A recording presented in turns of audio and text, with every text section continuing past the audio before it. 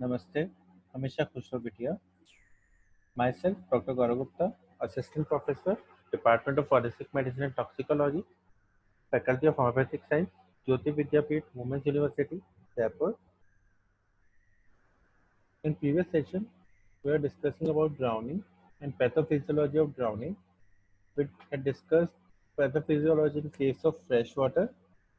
In today's session, we will start pathophysiology of drowning in seawater. Here, due to the high salinity of seawater, water is drawn from the blood into the lung tissue and produces severe pulmonary edema and hypernatremia. This causes hemoconcentration. Simultaneously, in an attempt to re-establish osmotic balance, salts from the water in the lungs pass into the bloodstream. A marked bradycardia occurs here. Heart failure may occur due to the myocardial infarction and increased viscosity of blood. Flow then occurs from asphyxia. The red cells are cleanated in seawater drowning and lies in freshwater drowning, and potassium-sodium ratio is greatly increased. So the causes of death in drowning are asphyxia, inhalation of fluid causes obstruction to the air passage, circulatory and respiratory failure occurs simultaneously due to anoxia of both the myocardium and respiratory centers. Second is ventricular fibrillation. In freshwater drowning, death may occur in 3 to 5 minutes from a combination of anoxia and a disturbed sodium-potassium ratio, producing arrhythmias of the heartbeat, ventricular tachycardia, and fibrillation. Laryngeal spasm may result from inrush of water into the nasopharynx or larynx. Fourth, vagal inhibition is due to the icy cold water, drunkenness, high motion or excitement, and unexpected immersion.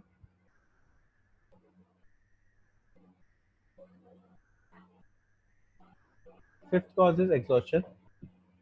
Sixth cause is injury, where fracture of skull and fracture dislocation of cervical vertebra may occur due to the head striking possibly against some solid object. Concussion may occur due to striking the head against some hard substance or the water itself when falling from a height. Fatal period. Death usually occurs in 4 to 5 minutes of complete submersion in fresh water and 8 to 10 meters in seawater. Treatment. Artificial respiration and closed chest cardiac compression should be started immediately. In freshwater drowning, an external fibrillation should be applied to the chest and the electrolyte balance should be restored. In a seawater drowning, administration of oxygen and correction of hemoconstriction by infusion of hypotonic fluid should be carried out. The mouth and nostrils should be clean and air passage kept clear by repeated suction. The body should be wrapped in warm blankets and stimulants are given. Direct mouth-to-mouth or direct mouth-to-nose breathing are the best methods of artificial respiration. The patient is made to lie on his back and the head is hyperextended. The operator takes a deep breath and then breathes tightly mouth-to-mouth or mouth-to-nose or through a specially designed tube. The patient is allowed to exhale passively. This is repeated about 15 to 20 times per minute. This should be continued for about an hour or till natural respiration is restored. Medical legal aspect, where the death was due to drowning or other causes, length of time the body was in water, whether it was accidental, suicidal or homicidal.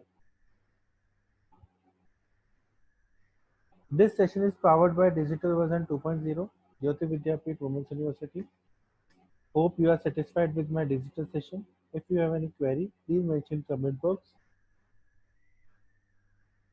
I will resolve it. Thank you.